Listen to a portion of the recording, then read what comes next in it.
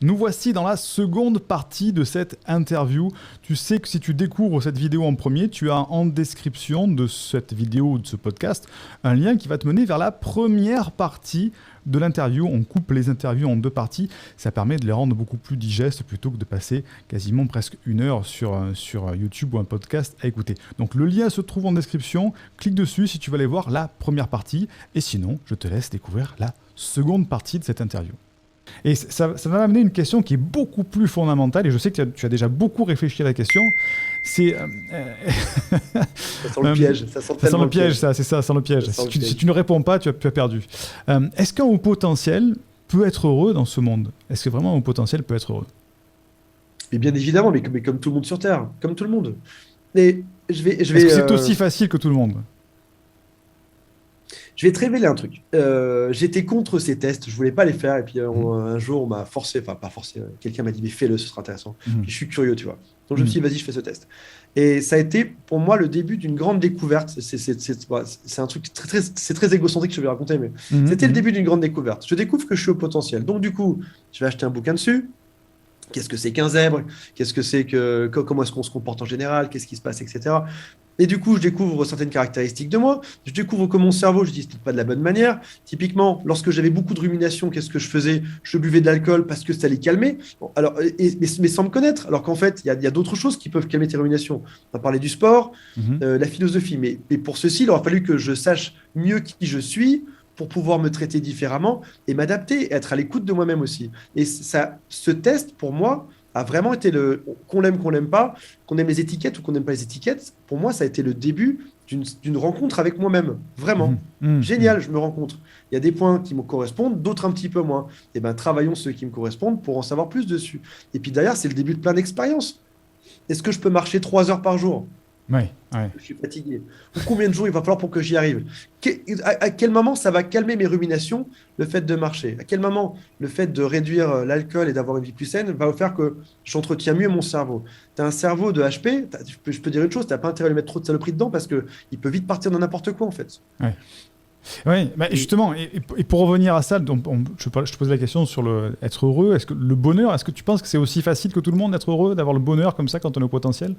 Moi, j'ai l'impression, de mon point de vue et de ce que je vois par rapport aux personnes que j'accompagne, que c'est vraiment pas évident du tout. Hein. Et je pense que si on se connaît, on peut probablement être plus heureux que les autres, si on se connaît. Parce qu'on a cette capacité à beaucoup réfléchir, à avancer vite aussi. Oui. Donc, si tu te connais, si tu acceptes qui tu es, ok, je suis au potentiel, je m'accepte comme je suis, je vais apprendre à me découvrir, à savoir comment je fonctionne. Dans ce cas-là, un mec normal, un mec qui n'est pas au potentiel, est-ce qu'il va vraiment aller regarder des vidéos sur YouTube, se renseigner, se documenter? Est-ce qu'il va vraiment aller acheter des livres? Est-ce qu'il va vraiment se poser des questions? Non, il va subir sa dépression, il va subir son malheur. Alors qu'un potentiel, il a la capacité de bosser dessus. Quand je te dis bosser, c'est un bien grand mot. Enfin, moi, j'ai marché 2 heures en écoutant de la philosophie, mais j'étais le plus heureux du monde. Oui, c'est une des capacités, le potentiel. Quand un sujet l'intéresse, il va l'exploiter à fond pendant une courte période hyper intense où il va vraiment avoir une connaissance, un puits de connaissance sur la. Donc, effectivement, c'est le haut potentiel, quelqu'un qui peut évoluer très vite. Je suis d'accord avec toi. Qui peut évoluer vite et qui peut évoluer vite vers le fait d'être heureux. Maintenant, si tu es un haut potentiel, et on a parlé dans notre vidéo du fait d'avoir un mauvais ancrage de base, une mauvaise pensée négative, et que cette arborescence, on la met à un mauvais escient, oui, ça ira pas loin, ce sera compliqué, on va être plus triste que les autres, peut-être même encore plus longtemps. Ouais. Mais si on a cette décision de se dire, je vais me bouger, je vais avancer, ça va être chouette, le machin, il est phénoménal. Regarde, on a la capacité de changer de métier en 3 secondes. On a aussi probablement la capacité de changer un régime alimentaire en quelques heures. En achetant 10 bouquins sur le sujet, mais j'ai découvert le jeûne, j'ai acheté 10 bouquins, j'ai regardé 100 vidéos, j'étais comme un dingue. Et au bout d'une semaine, je savais tout, j'en savais une partie sur le sujet, et j'ai démarré ça m'a plu, j'ai un peu arrêté après, mais le machin m'a beaucoup plu. Donc, tu as peut-être au téléphone des gens qui sont en difficulté et qui soient perdus parce que souvent, en général, ils sont perdus s'ils viennent consulter, c'est clair. Ouais. Moi, quand j'appelle, c'est que j'arrive pas à trouver seul la réponse. Hein. C'est qu'il y a un truc qui est grave. Pas que je suis perdu, mais il y a un truc qui est grave. Il me faut de l'aide. Donc, tu as peut-être déjà, d'une part, les hauts potentiels qui sont dans une phase où ils ont besoin d'aide, besoin d'être accompagnés, pris par la main. Comme moi, ça m'arrive, hein, d'aller voir un psychologue, un psychiatre, parce qu'il y a des points, je n'arrive pas à les résoudre tout seul. Je peux en résoudre plein, mais pas tous, tu vois. Mais je pense qu'il y a beaucoup de hauts potentiels heureux. Moi, j'en fais partie. Je suis Je suis l'exemple d'un potentiel super. Alors, je me pose beaucoup de questions, hein, mais, Il y a beaucoup de questions, mais mais je ne voudrais pas être d'une vie où je me pose moins de questions, en fait. Moi, ce que je veux, ouais, c'est c'est m'en bien. poser encore plus demain, tu vois. Non, mais c'est bien, c'est ultra positif ce que tu dis là, qu'en fait, dans le paramètre, on a la capacité de changer rapidement. Et ça, c'est le point Et positif ouais. Et de haut tu es potentiel. pareil, tu es Ouais. aussi un haut potentiel Ah, ouais, super ouais. heureux. Ah, mais carrément, ouais, ouais. Mais parfois, c'est vrai que c'est un petit peu les montagnes russes. Tu peux être hyper heureux parce que tu as la capacité à d'un coup à changer, et puis d'un coup tomber dans des affres de dépression Ouais. parce qu'en fait, tu as, des pensées noires.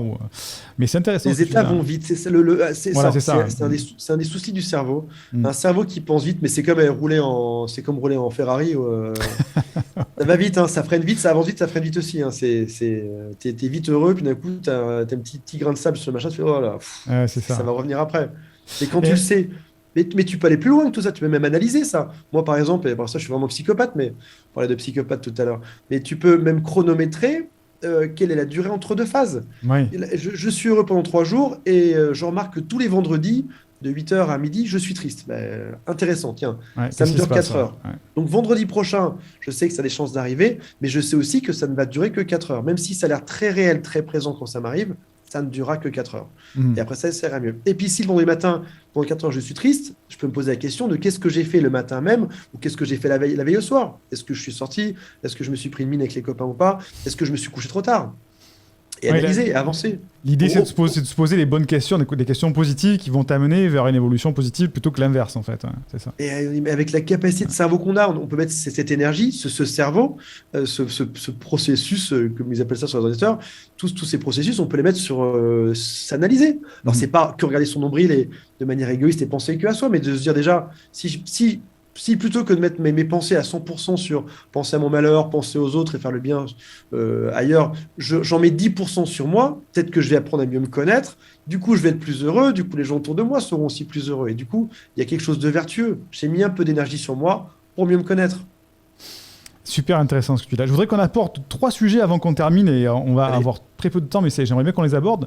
Le premier sujet, c'est qu'est-ce que tu penses du rôle de la famille dans la construction de la personnalité du haut potentiel? Parce que souvent, moi je reçois en consultation des personnes qui sont au potentiel, mais qui ont énormément de mal à faire ce que tu décris, parce qu'ils n'ont pas eu un socle familial qui les a incités à avoir confiance en eux. On a souvent eu des socles familiales avec des personnes qui ont été toxiques. Est-ce que tu penses que le rôle de la famille est intéressant? Comment faire pour s'en détacher? Est-ce que tu as une idée là-dessus? Euh, Il y a, moi, j'ai une famille qui est assez particulière, hein, sans rentrer dans les détails. J'ai une famille assez particulière. Et, et je pense qu'on a aujourd'hui, si c'est un adulte qui t'appelle, Mhm. on peut, Freud a dit, on passe notre vie à se remettre de notre enfance. Mhm. Mais je pense quelque chose pour contredire Freud, pour apporter une petite peu d'éclairage par rapport à Freud, s'il nous écoute. Euh, il y a, on est aujourd'hui des adultes responsables. Donc ça veut dire que les choix, on les a. Tu as le Ouais. choix, après cette vidéo, d'aller faire une marche à pied de 2 heures, de te cuisiner un bon petit plat, d'aller t'acheter une bouteille d'eau, de faire du sport. Tu as le choix en fait. Tu peux tout décider aujourd'hui. Donc, une fois qu'on a passé les 18 ans, oui, certes, tu vas te traîner un peu les affres du passé, de la jeunesse, etc. Mais tu as quand même ce choix aujourd'hui de te dire, je suis un adulte qui fait ce qu'il veut. Je vais Mhm. faire Mhm. exactement ce que je veux. Ce job ne me plaît pas, j'ai le choix de changer. Mhm. Mon état ne me plaît pas, j'ai le choix de prendre rendez-vous dès maintenant sur mon smartphone avec un psychologue, avec un psychiatre, avec SIG pour en parler, pour avancer. Tu as le Mhm. choix d'avancer. Et on peut pas se réfugier toute sa vie derrière son enfance ou toujours remettre ça. Et moi, j'ai vécu quelque chose d'autre. Pour moi, qui ai vu beaucoup de psy dans ma vie, parce que j'ai longtemps remis mon destin dans la main des autres. Je leur dis, mais dites-moi les choses sur moi, parce que je veux les savoir. Et je remarque aussi on m'a inventé un passé. Et Mhm. quand je parle à mes sœurs de mon passé, que je leur dis, mais on a bien vécu ça quand tu étais petit. Et mes sœurs me disent, non, non, pas du tout, Antoine, tu te trompes. En fait, je réalise que ce sont les psys, et j'ai rien contre eux parce qu'ils m'ont aussi beaucoup apporté, et Mhm. parfois qui m'ont fait réécrire mon passé de choses que j'avais oubliées, mais qui m'ont écrit d'une autre manière, en fait. Donc D'accord. j'en Ouais. venais à en vouloir à mes parents pour des choses qui n'étaient pas vraies, en fait, qui ne se sont pas réellement passées. Ok. Ouais. Bah, c'est terminé, on ne peut même pas savoir ce qui s'est passé au final dans notre jeunesse. Ouais. Donc on ne peut pas toujours tout excuser par le passé. Il faut prendre le passé comme il est. On est la seule espèce vivante qui peut s'inquiéter simultanément de son passé et de son futur. Euh, si je m'étais comporté différemment la semaine dernière, peut-être que j'aurais un autre métier qui m'aurait changé mes revenus dans les 5 prochaines années. Mais simultanément, tu peux t'inquiéter du passé, du futur. Un chat ou un chien, il s'inquiète pas de pas, leur ouais, passé. c'est ça. Ils vivent l'instant présent, tu vois. Donc oui, le passé, la construction familiale, etc., au bout d'un moment, stop. Enfin, stop. Ouais, faut pas s'apitoyer sur son sort et faut arrêter de. Refais tomber la Ouais. pyramide Hmm. du passé et du futur et puis concentre-toi sur le présent.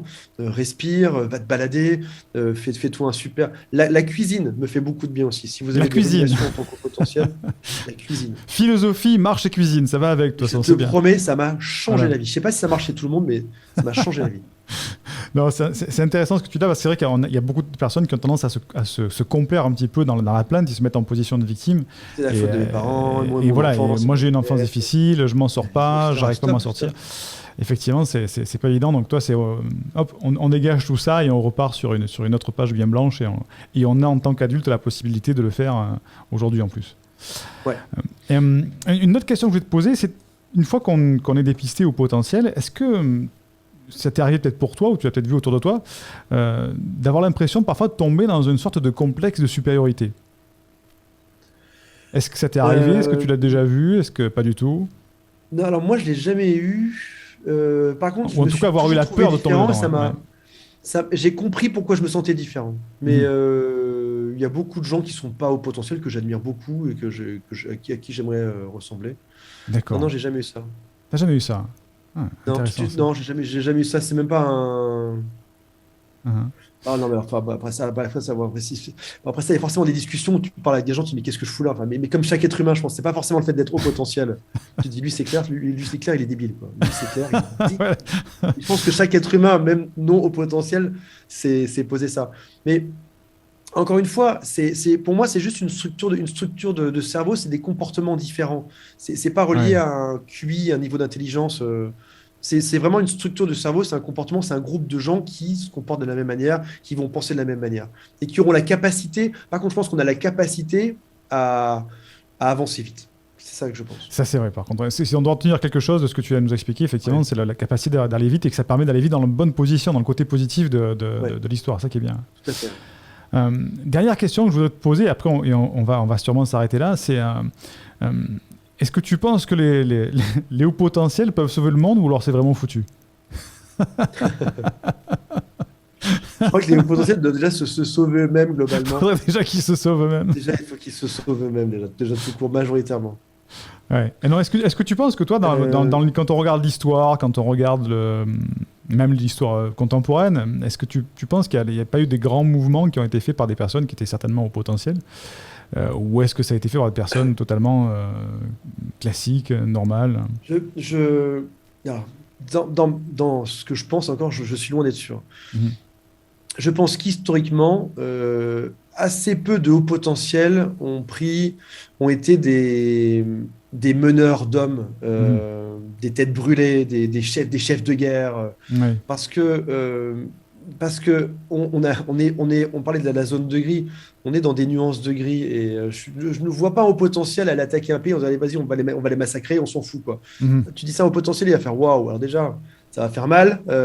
Après ça, est-ce qu'ils sont vraiment si méchants que ça? Est-ce qu'on Eh peut oui, pas s'arranger avec eux? Est-ce qu'on peut pas en parler, etc. c'est la Là où nuance. souvent, Ouais. quand tu Ouais. cherches un chef de guerre, tu as besoin d'un mec, une tête brûlée, un mec qui réfléchit pas trop, qui fonce Ouais, c'est avec noir, c'est blanc, et puis on y va. Ouais. noir, c'est noir, blanc, c'est blanc. Je fais ça pour la patrie, j'y vais, je fonce.